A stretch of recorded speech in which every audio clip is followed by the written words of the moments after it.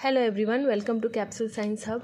तो आज जो मैंने टॉपिक लिया है वो है आपका केमिकल एनालिसिस। उससे पहले एक चीज़ हम जान लेते हैं, वो है आपका जब आप बायोमॉलिक्यूल्स का चैप्टर पकड़ोगे ना बायोलॉजी का, ठीक है, तो क्लास 11 का बायोमॉलिक्यूल्स का चैप्टर, तो वहाँ आपने बहुत सारे टर्म्स के बारे में जाना होगा, जैसे कि मैक्रोमॉलिक्यूल, माइक्रोमॉलिक्यूल्स, ठीक है। तो उससे पहले थोड़ा बेसिक्स हम जान लेते हैं। याद रखिएगा कि जितने भी इनऑर्गेनिक आयंस हैं ना, अगर हम उनका स्टडी करेंगे तो वो हम एस एनालिसिस में करेंगे, जो टेबल 9.2 में दिया हुआ है। जब आप एनसीईआरटी में टेबल 9.2 खोलेंगे बायोमॉलिक्यूल्स का, तो वहाँ पे आपको एक चार्ट जैसा मिलेगा, ऐसा कुछ होगा, एक तरफ कंपोनेंट्स, दूसरे तरफ फार्मूला, ठीक है, सोडियम पोटेशियम, ये आपको देखने को मिलेगा।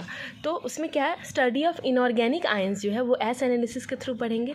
स्टडी ऑफ ऑर्गेनिक केमिकल्स, जो कि केमिकल एनालिसिस जो हमें पढ़ना है, तो उसमें हम दो चीज़ों के बारे में पढ़ेंगे, वो है एक एसिड सल्यूबल और दूसरा है एसिड इनसल्यूबल।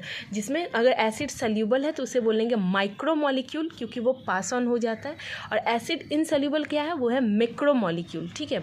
और elements found in a sample, किसी सैंपल में कितने एलिमेंट्स वगैरह, ये आपको टेबल 9.1 में मिलेगा, जो कि है एलिमेंटल एनालिसिस। वो अगर आप जब टेबल 9.1 खोलोगे तो आपको एक बड़ा सा चार्ट देखने को मिलेगा कि अर्थ क्रस्ट में कितना परसेंटेज होता है हाइड्रोजन का, कार्बन का, ऑक्सीजन का। तो वैसे आपको ये चार्ट 9.1 में मिलेगा, जिसे हम एलिमेंटल एनालिसिस बोलेंगे। चलिए, अब आते हैं मैक्रोमॉलिक्यूल्स, जिसे हम बोलेंगे एसिड इनसल्यूबल। मैक्रो मतलब बड़ा होता है। फिर आते हैं माइक्रोमॉलिक्यूल्स, जिसे हम बोलेंगे एसिड सल्यूबल, ठीक है, क्योंकि वो सल्यूबल है बोल के वो पास कर जाता है। अब मैक्रोमॉलिक्यूल का जो वेट होता है ना, वो ग्रेटर देन 1000 डाल्टन होता है, और जो आपका माइक्रोमॉलिक्यूल्स का वेट होता है वो लेस देन 1000 डाल्टन होता है, ठीक है। जनरली लेस देन 1000 डाल्टन ही पकड़ते हैं, बट बुक में रेंज 18 से 800 डाल्टन लिखा हुआ है, ठीक है। अब एग्जाम्पल में मैक्रोमॉलिक्यूल्स का क्या क्या आता है, 4 प्रोटीन, पॉलीसैकेराइड्स, न्यूक्लिक एसिड्स और लिपिड्स। लिपिड्स का मज़ेदार बात क्या है कि 2 ये माइक्रोमॉलिक्यूल होना चाहिए, ठीक है। क्यों? क्योंकि माइक्रोमॉलिक्यूल हमें इसलिए ये होना चाहिए था क्योंकि इसका जो रेंज आता है ना 18 से 800 डाल्टन में ही आता है।